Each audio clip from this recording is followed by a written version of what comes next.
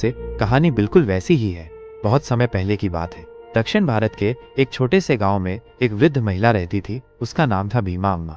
वो निर्धन थी, अकेली थी, लेकिन उसका दिल प्रेम, करुणा और सबसे बढ़कर भक्ति से भरा था। वो भगवान श्री विष्णु की अनन्य भक्त थी। उसके लिए भगवान केवल मंदिर की मूर्ति नहीं थे, वे उसके जीवन साथी, पुत्र और मित्र सब कुछ थे। भीमा अम्मा का एक ही सपना था, तिरुपति बालाजी के दर्शन करना। उसने बचपन से ही बालाजी के बारे में सुना था, उनकी अद्भुत मूर्ति, उनकी आंखों की कृपा और भक्तों पर उनकी अनंत दया। लेकिन गरीबी और उम्र के कारण वो कभी भी तिरुपति नहीं जा पाई। हर दिन वह अपने झोपड़े के सामने तुलसी का पौधा सींचती, दीप जलाती और भगवान को प्रेम पूर्वक भोग लगाती। उसका विश्वास अटूट था, जिस दिन बालाजी चाहेंगे उसी दिन मैं उनके दर्शन करूंगी। एक दिन गांव में एक बड़ा उत्सव हुआ। एक तीर्थयात्रियों का जत्था तिरुपति जा रहा था। जब भीमा अम्मा ने सुना तो उसकी आंखों में चमक आ गई। वो दौड़ी दौड़ी उस समूह के पास पहुंची और हाथ जोड़कर बोली, बेटा, क्या मैं भी तुम्हारे साथ चल सकती हूँ? मुझे भी बालाजी के दर्शन करने हैं। यात्रियों ने उसे ऊपर से नीचे तक देखा। एक बूढ़ी, कमजोर और कांपते कदमों वाली महिला। उनमें से एक ने कहा, अम्मा, तुम्हारे लिए ये यात्रा कठिन है। पहाड़ी चढ़ाई, लंबा रास्ता, गर्मी और भीड़, तुम कैसे सह पाओगी? भीमा अम्मा मुस्कुराई और बोली, मेरे पास शक्ति नहीं है, पर मेरे भगवान हैं, मैं उनके सहारे चलूंगी। यात्रियों ने उसे अनुमति दे दी। अगली सुबह वो एक छोटे से पोटली में थोड़ा सा भोग, सूखे चावल, गुड़ और कुछ तुलसी पत्र लेकर यात्रा पर निकल पड़ी।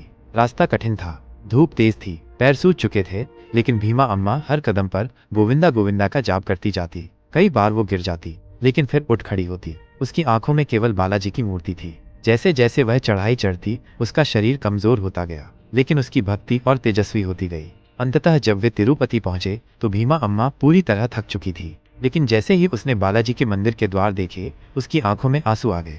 वो धीरे धीरे सीढ़ियां चढ़ने लगी। मंदिर के भीतर भीड़ बहुत थी।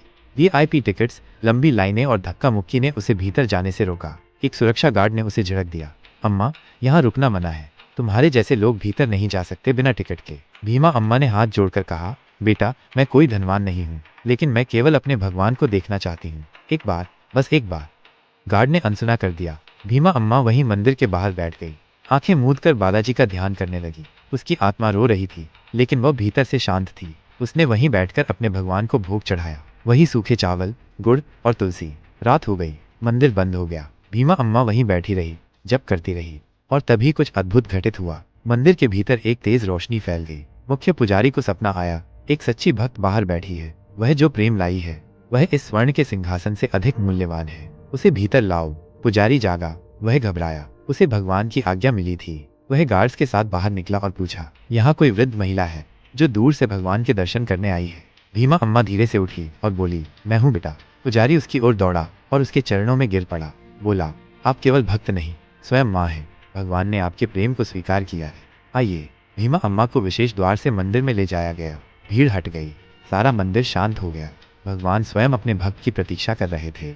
जब भीमा अम्मा ने बालाजी के दर्शन किए तो उसकी आंखों से झरझर आंसू बहने लगे। वो वहीं भूमि पर गिर गई और एक तेज प्रकाश के साथ उसकी आत्मा भगवान के चरणों में समा गई। अगली सुबह पुजारी ने देखा कि मूर्ति के चरणों पर वही चावल, गुड़ और तुलसी पत्र पड़े हैं, जैसे भगवान ने स्वयं भोग स्वीकार किया। गांव में यह कथा वर्षों तक सुनाई जाती रही। कहते हैं, सच्ची भक्ति को न कोई उम्र देखती है, न स्थिति, भगवान केवल भाव देखते हैं। इस कहानी से हमें ये सीखने को मिलता है कि सच्ची भक्ति में शक्ति होती है। यदि मन से भगवान को पुकारा जाए तो वे पर्वत पार कर आपके पास चले आते हैं। भक्ति केवल मंत्रों, विधियों या दिखावे का नाम नहीं है, यह एक माँ की ममता, एक प्रेमी की तड़प और एक आत्मा की पुकार है।